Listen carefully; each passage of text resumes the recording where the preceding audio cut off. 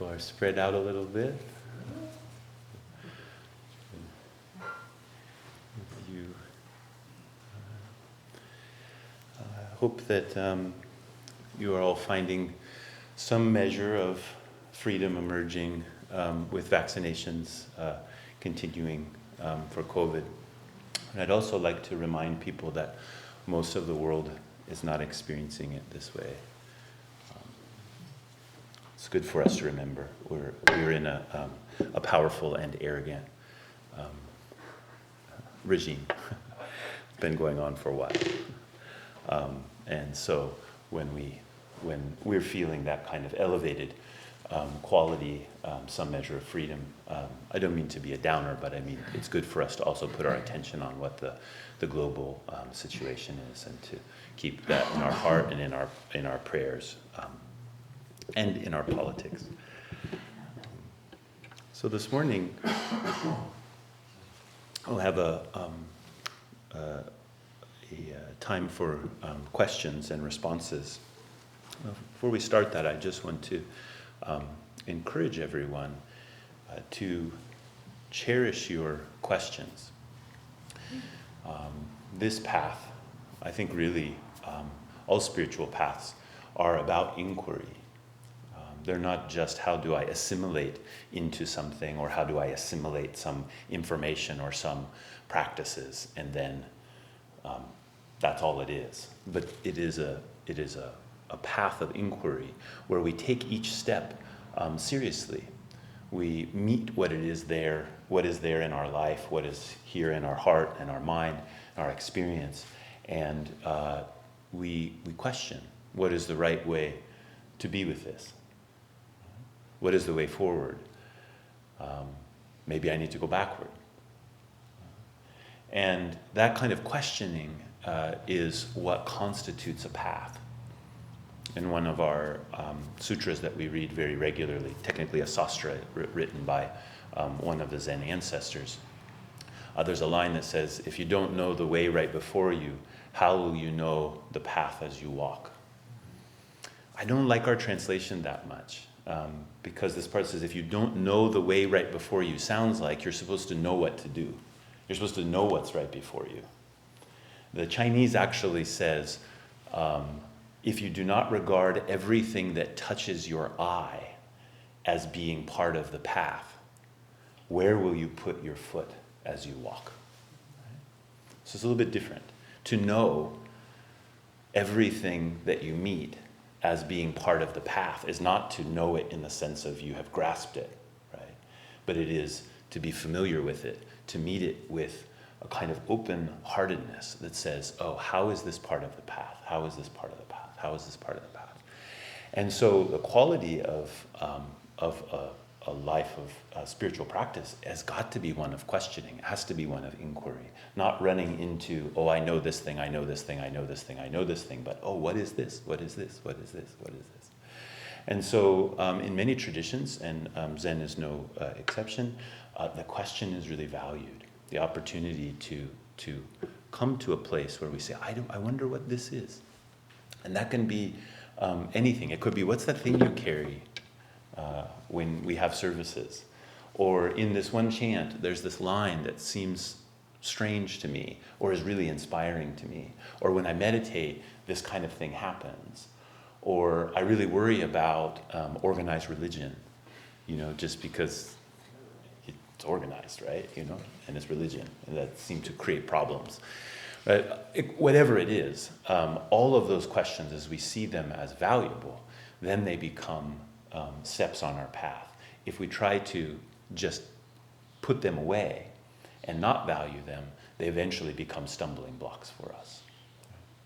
They eventually become a kind of hidden thing that we don't know is there because we didn't, for whatever reason, we didn't want to pay attention to it. So the purpose of this kind of question and answer is as much for you to be able to express your path by asking some question. It really can be anything. And then also part of is for me to be able to respond as a teacher. And hopefully that's helpful. And maybe it will be, maybe it won't. But either way, something happens as we meet each other here. So please, if you're online or if you're outside and you'd like to ask a question, if you just come to the deck here so that we can get you on the mic too, and anyone inside just jump on in. I'm fascinated with the work with merit. Merit is central to Buddhism. Would you speak about that also, karma's relationship to merit? Yeah. So the kind of very simple understanding of merit is that any kind of activity which is pointed towards liberation for ourselves and for others has merit. It has the movement, a wholesome movement, we could say. When we say merit, we think of that as a kind of a thing, right? And in a way, we can think of it as a thing, but maybe it's better to think of it as a kind of movement, a kind of energy that is moving towards liberation. And the thing about liberation is it's not about an independently existing being, right? All beings are interdependently existing. We're all depending on each other. We're all inter-are. And so if we try to hold on to the merit for ourselves, then it stops being merit because it's not about liberation anymore. You see that? Like if you hold on to it, if you say, I'm going to keep that merit, it's no longer about liberation because it's about how do you make your life better as an individual, as opposed to how do we all wake up. So in a way, for merit to stay merit, we have to give it away. If we don't give it away, then it gets caught in a kind of eddy of our own self-grasping. So for us to work with karma, to cultivate merit, and then to dedicate it to the suffering of the world, which is also our own suffering, that's how we can overcome our own karma. Not by focusing just on our own karma, how am I going to give the medicine to myself, but by giving the medicine to others, my own suffering is attended to. My own karma receives the medicine. So I think it's very beautiful. It's like living in a mirror house. I will clarify that. If there's this famous story of Fa-Zang was one of the great teachers in China, and he was the tutor to the Empress Wu, and he was trying to get her to understand the Dharma, particularly the Dharma of the Avatamsaka Sutra, which is this really intense sutra. And so he had a room built that was all mirrors, and then he put one candle in the center, and he led her into this room, and she got what it was that he was trying to explain. That, if you think about what that would be, right? You have this flame in the center, and it would just go out. There would just be an uncountable number of them as the mirrors reflected each other. So that's how merit is, actually living that reality of dedicating the wholesome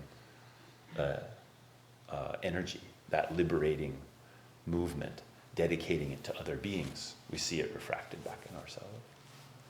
That's a good story anyway. Do you have some experience with it that is inspiring? Oh, yeah. Well, for one, it can't be quantified. Hallelujah. So I like that. Yeah. As a matter of fact, I was reading a scholar, Richard Gombrich. He's an Oxford scholar on Buddhism. He's very interesting, but he says, I can't work with merit because I can't measure it. Yeah. But he was a scholar, and he had, I respect that, but it's like he couldn't go there. Yeah. I'd say it's just the opposite for us. I mean, as practitioners, we can't measure it, therefore, we can work with it. Like once you can measure it and you get the edges, in a way, it shuts down. That it takes a step of faith. It takes a step of not knowing the edges of the thing to be able to cast it out into the world. Hey Joe. Hi. You mentioned at the beginning about how we need to remember that we are here, but in the world, the coronavirus is not the same as it is here. And as simple as that seems, it seems how? I mean, how are we supposed to really, or what do we do to really understand that because we're here and it seems to be normal that the whole world still is in, trouble. And as I know that, what is it? I don't know what to tell you. Like, what do we do? Yeah. What do you do? I think first and foremost, it's important that we cultivate a heart which can hold that can see it and not turn away. Because so much of our inclination is to turn away from it. And so that the simple cultivation of that heart which can stay attuned to suffering is the root of whatever it is that we might do that will be skillful in trying to change the dynamic. But if we don't have that, we run to solutions that are they're just trying to run away from the facts of the matter rather than facing it clearly. So I don't think it's so complicated, although it is difficult to both have our own lives starting to change and then realize that this isn't the case for many, many people. Most people do not have access to vaccination, even in countries that are wealthy. So I'm very connected with many people in Japan. It's a very dangerous strain of coronavirus that's just started to spread. Almost no vaccination. That sounds good.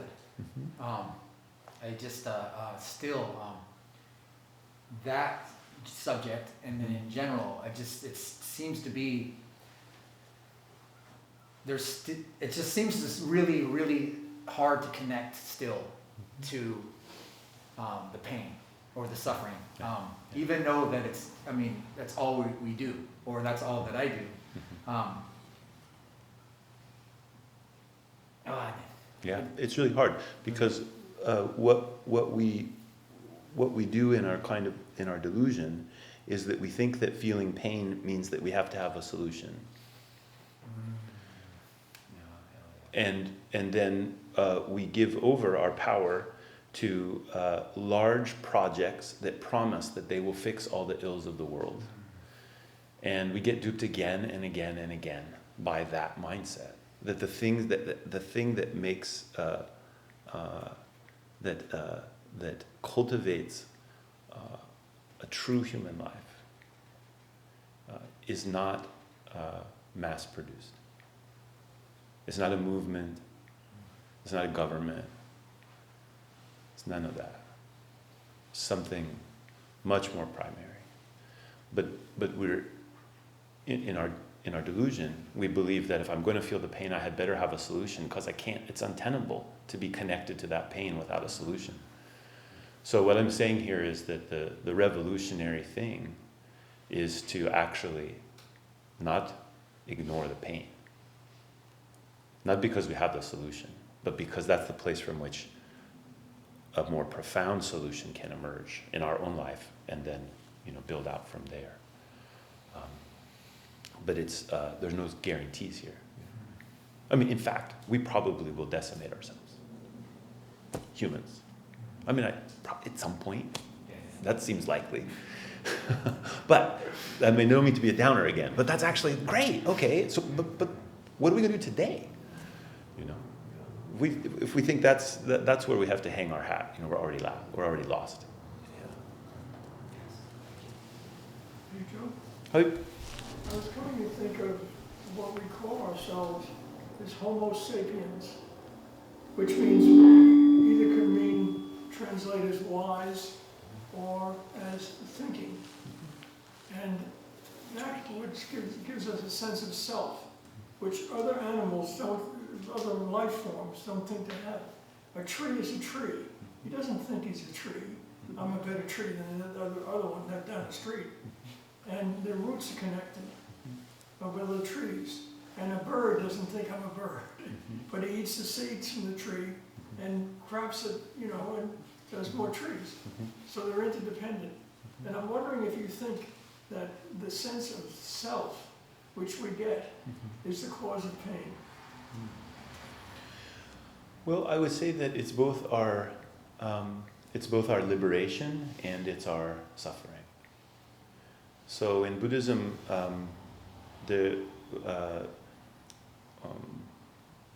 it's important for us to not give way to a kind of naturalism, where we just think like, oh, if we were like the animals, see, they don't have any problems. Actually, if you observe animals, they have lots of problems.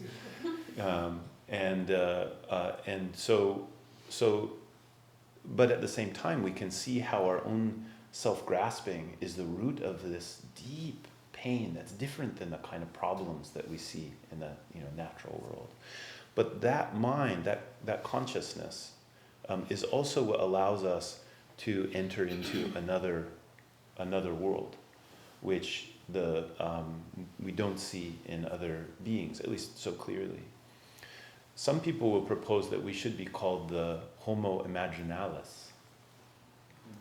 I think that's the way you say it. We have the capacity to imagine, not just to think. So we have the capacity to be able to image a world, not just react to stimuli that give us that feed us or do particular things. We have the capacity to create a world, and that takes our consciousness. That part of our being also can open us into a freedom that is very profound. And I think this is part of what the Buddha was teaching us, why it's so a human life is seen to be so rare and precious.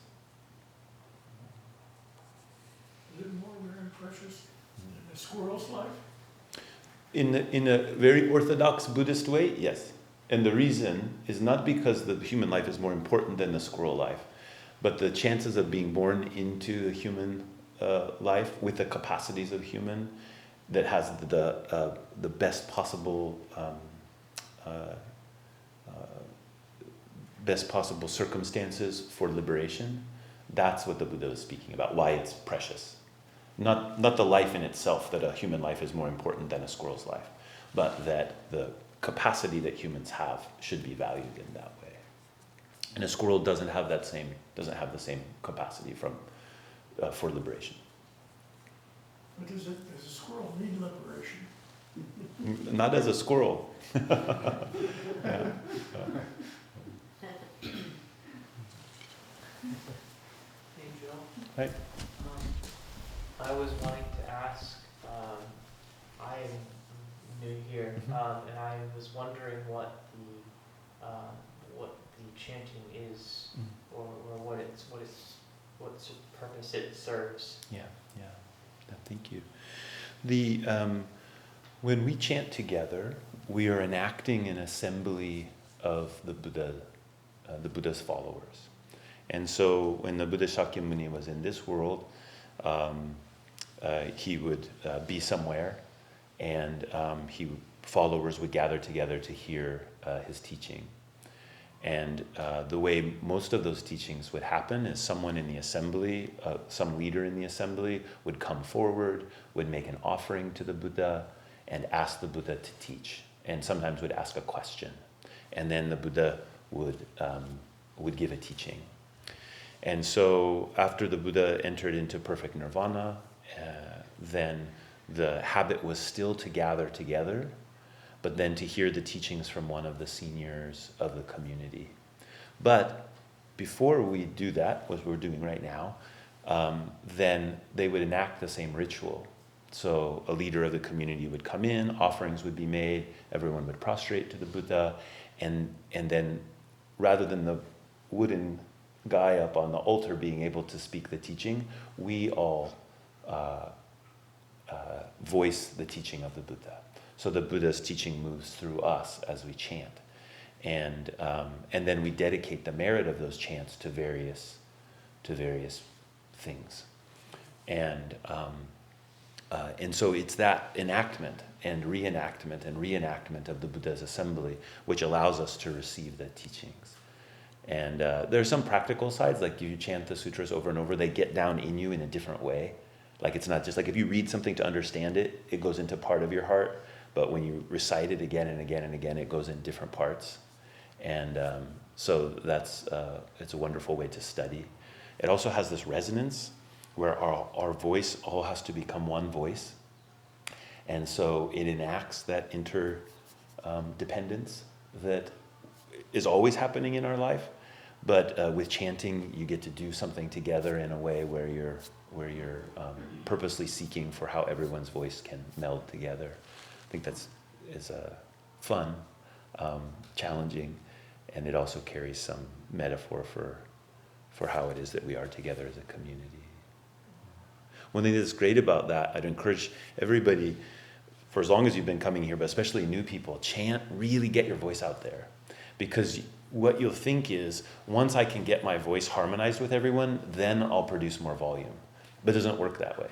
Actually, you have to get your voice out there, and then you can harmonize it. So it's just like walking the spiritual path. You can't be like, once I get everything right, then I'll take a step. It doesn't work like that. You have to take the step, and then you have to harmonize your step. You got another foot, right? And you pick that one up. And then it's like, where am I going to put that one? Okay, where am I going to put this one? And each time you're harmonizing it, and you're finding the way forward. So, yeah, everyone belt it out there. And, trust the community to hold that. Pedro, Mm-hmm. could you talk about the relationship between teacher and student in a formal sense, or is, I'm sure there are degrees of formality with that? Yeah. So I could say a little bit about types of teaching and teacher-student relationships, and then also maybe the kind of levels of formality. Mm-hmm. So there's one Tibetan Vajrayana scholar / teacher who makes this distinction, which I really like. He says that, I can't remember their name right now. If anyone's interested, you could ask me later, and I can go find their name. We're saying there's basically 4 types of teachers. There's a type of teacher who imparts information. So they're an expert at something, and they can give you that information. Important kind of teacher. Another important kind of a teacher is a teacher who has really lived the thing that it is that they're teaching.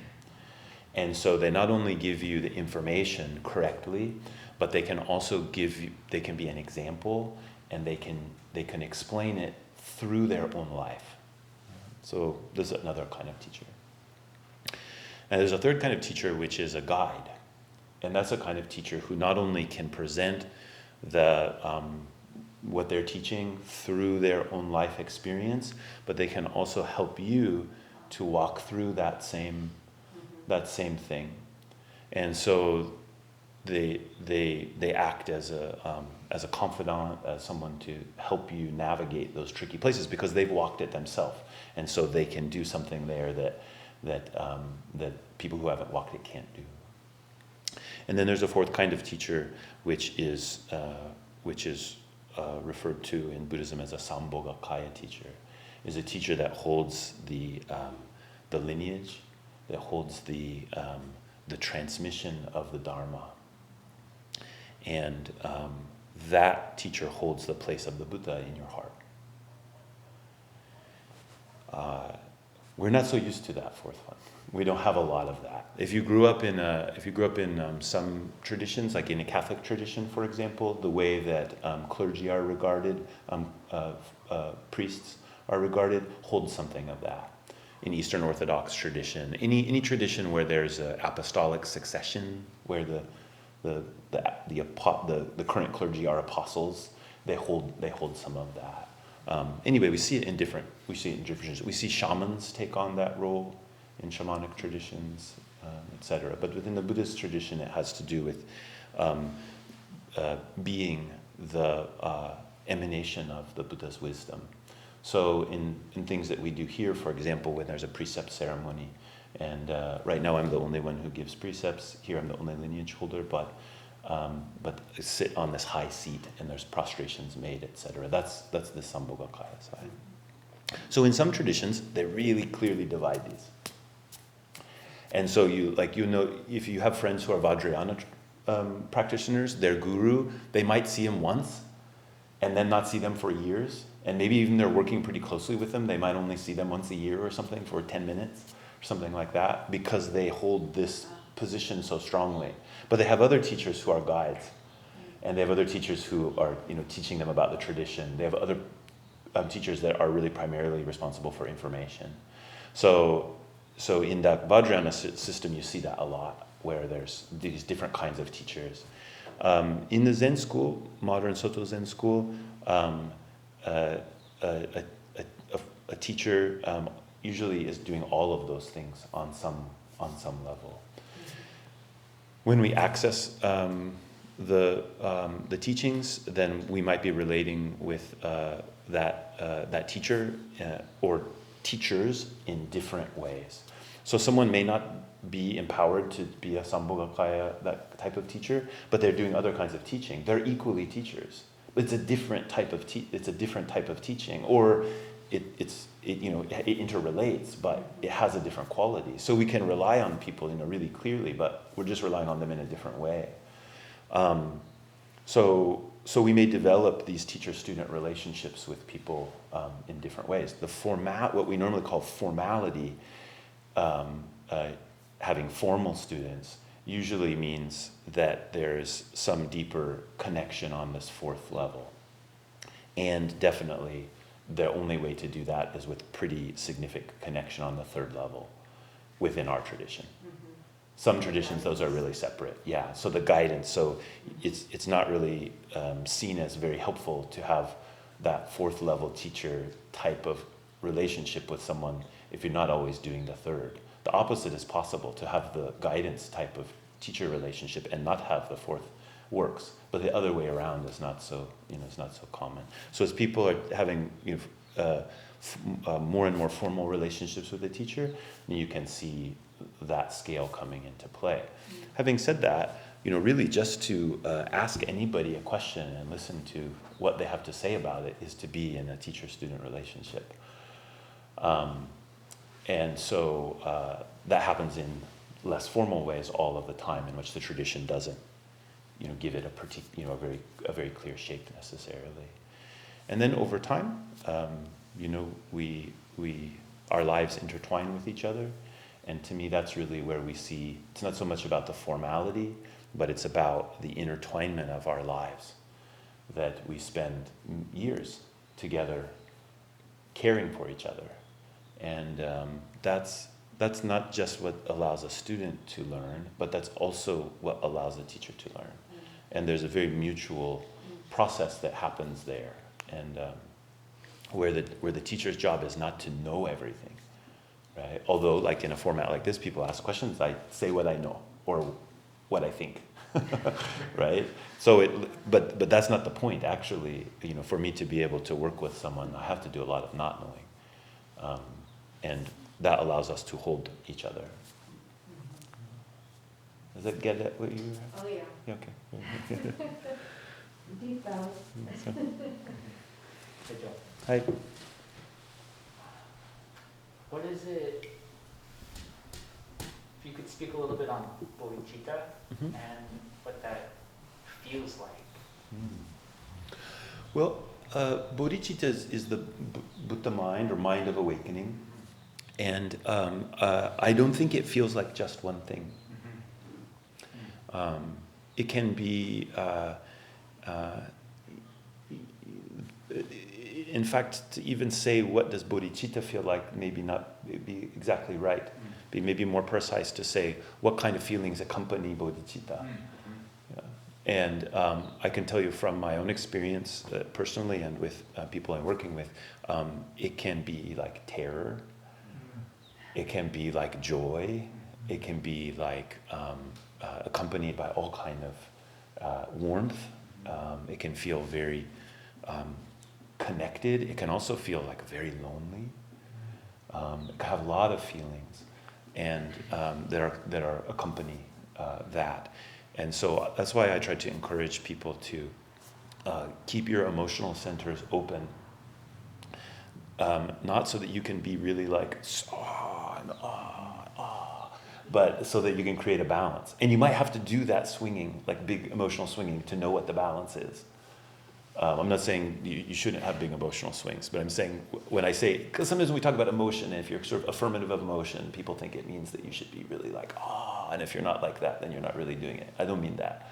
But I mean that you're having your emotional centers really open and feeling deeply those different pieces. Then you start to learn about this clear passageway, which is not about the rejection of feelings.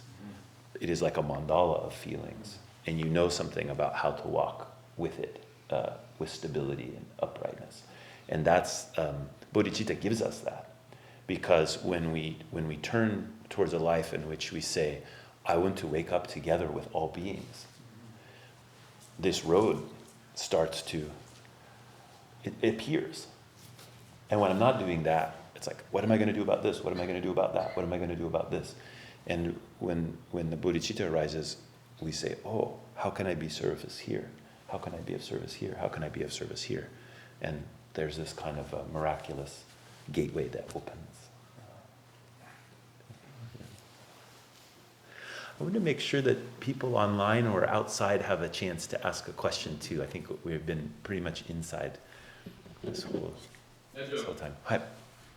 Hey, there's that koan about the, I don't know, the guy pointing at the moon. I can't remember exactly how it goes, but he's pointing at the moon, and then the other dude thinks he's looking at his finger, if I'm remembering that correctly.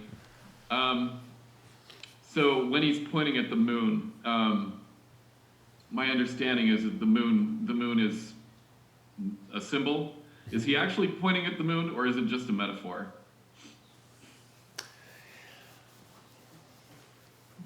So I'm gonna try to answer carefully. I don't think there's any such thing as just a metaphor. And so actually pointing at the moon, like literally pointing at the moon, and metaphorically pointing at the moon, I don't want to divide those two things. And I'm curious why does it matter to you if he actually pointed or not? I think the question is when he was pointing at the moon, was he pointing at the moon? Was he just trying to show him the moon? He's trying to tell him something. Yeah. Well, so in that case, the moon is oftentimes a symbol for awakening. And so to point at the moon becomes a kind of symbol of like a teaching about awakening. And so then the idea there is that if someone's pointing at the moon, you should look at the moon and not take their finger as the moon. But there's lots that we can play with in that, because a true moon includes the finger. There's no out there enlightenment that is separate from pointing. There's no thing out there which is the beginning and the end of all things that is separate from us. So if we're pointing at the moon, our pointing is already the moon. It can't be apart from the moon. And so in that way, we can take a different kind of teaching from that. That it's not that we should look at the moon and ignore the finger. It's that we should know that the finger's pointing at the moon. That then we can trust that teaching. Right? We can trust the teaching that's in the finger. We don't need to just get rid of the finger to get the moon. Actually, the finger becomes important to our encounter of the moon. That's how koans are. Yeah.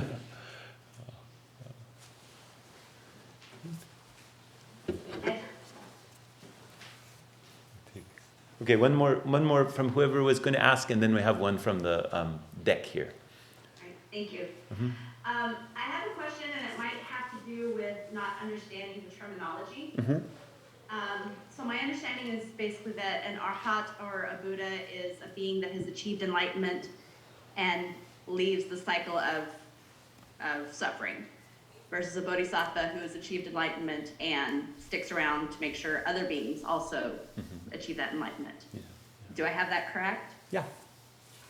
All right, then it feels to me like being an arhat is kind of selfish, and I'm kind of wondering what you might have to say about that. Yeah. Well, welcome to the Mahayana. That's a position of the Mahayana. I think you have expressed it. It has different. There are different ways that it's worked with. So in the Lotus Sutra, for example, a deep teaching within the Lotus Sutra is that the arhats are actually bodhisattvas. That the arhats are important, but that they're bodhisattvas, and whether they're just hiding that they're bodhisattvas or they don't even know themselves that they're bodhisattvas isn't always clear. But that that the all-inclusiveness of the what's called the one vehicle teachings says that all of these are divided only because humans can't fathom the total motivation of the Buddha.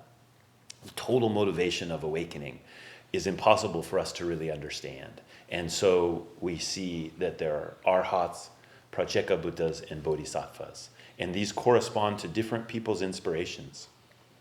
But really all of them are the one vehicle. They all really are the awakening of the Buddha, which we can't see directly. And so we have to see it in these three different ways.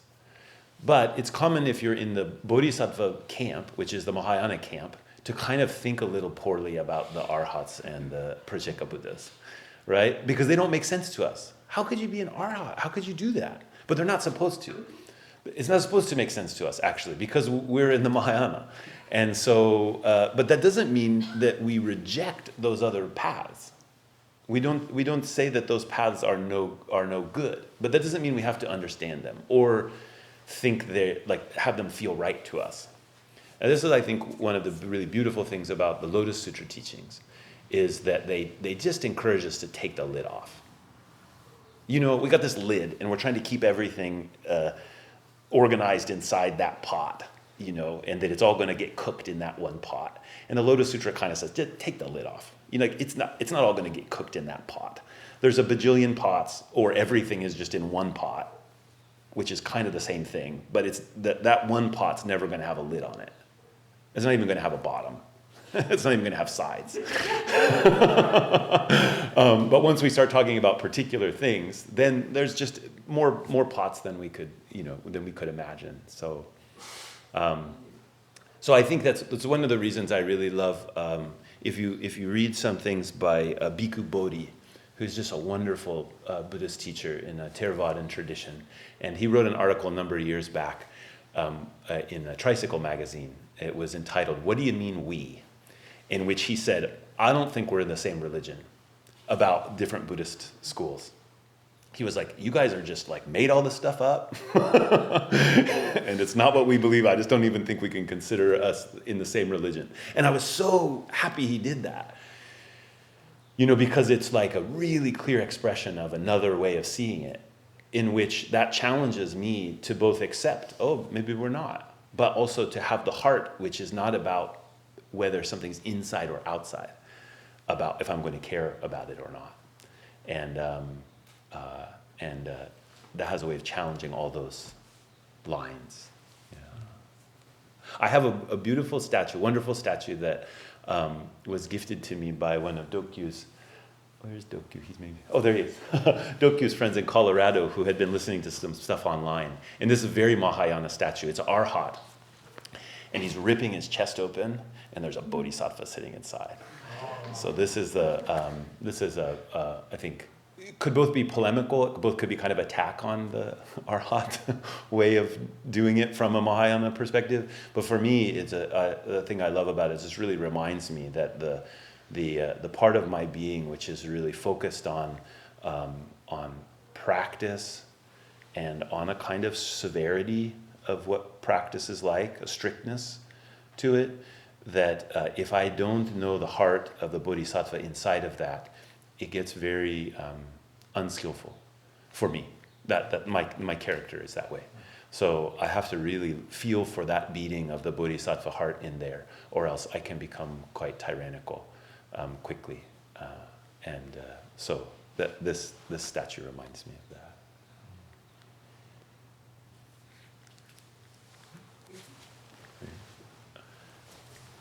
Koshi? Yeah, Joe, I'm curious about holding interdependence and oneness, like in practical daily life. I get the interdependence more, like you and I are independent, Right. Genju and I are independent, Right. I can be independent with a lot of people. Right. But aren't we all one? And so why the separation? Right? And not from a theoretical level, I'm Right. talking like, Right. if we're like literally one, Right. and my coworker, my kids, a partner, and all of this, then how do I navigate today, Right. interdependent and one at the same time? Yeah. So if we're really one, it means I don't get to see how everything is. I don't get to know the perspective from the oneness. I don't get to know everything. So like you and I meet, and us being one means I can only see from my side, and you can only see from your side. But if we're one, we don't have sides, right? We just know, right? Right. But we don't have a perspective. The oneness cannot be held as a perspective. Because once it's a perspective, now it's my side. Once I say, oh, I know it's like this, then it's my side. Right? And the reason I'm pointing this out is because in human dynamics, the way that it works is when someone thinks they're right, they usually are hooking their perspective to the oneness. They're saying, oh, God is on my side, or I see it, I know it's this way, and I have the backup of God in one form or another. Either we use the word God, or we use oneness, or unity, something like that. So it's very important, if we're going to investigate the oneness side, that the oneness side is investigated through multiplicity, not through me holding on to the thought that I am experiencing oneness. Because when I think I'm experiencing oneness, that's when I'm likely to do something to someone else that isn't really considering that they have their own perspective, their own position, their own experience of it. And this is a really tricky thing, because we think we could experience oneness as a thing.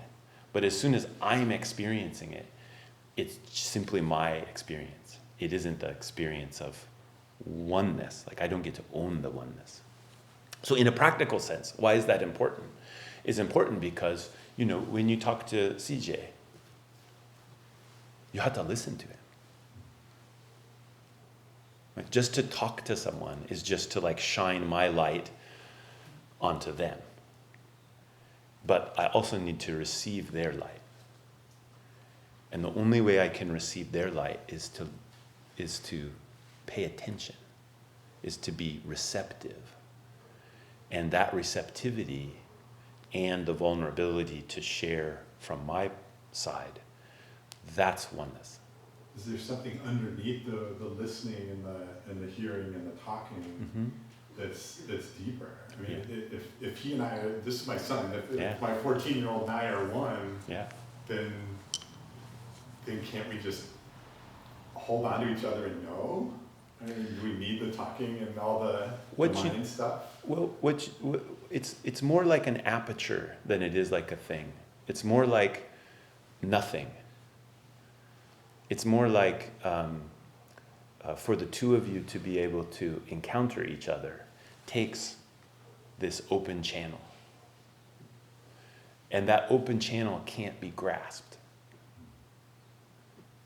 When we think we've grasped it, then we stop acting skillfully. So it's not that you listen to him and talk to try to, through the discussion, to try to find that deeper oneness. It's that the listening itself is the deeper oneness. The deeper oneness expresses itself through you as deep listening. And when you listen deeply like that, it's not that the content of what's being said leads you to the oneness, but it is the listening itself which leads you to the oneness. And your own willingness to be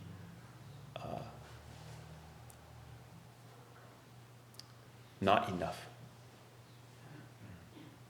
Can you be not enough there?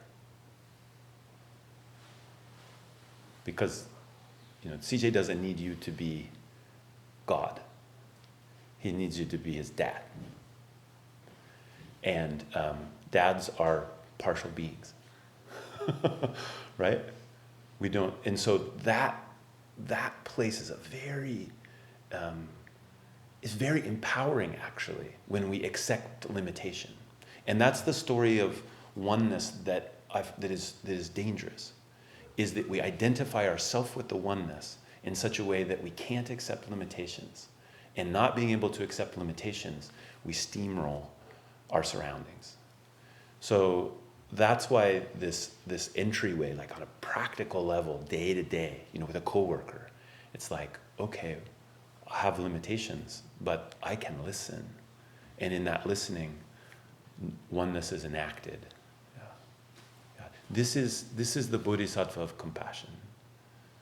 Their name is Avalokitesvara, hearer of the cries of the world.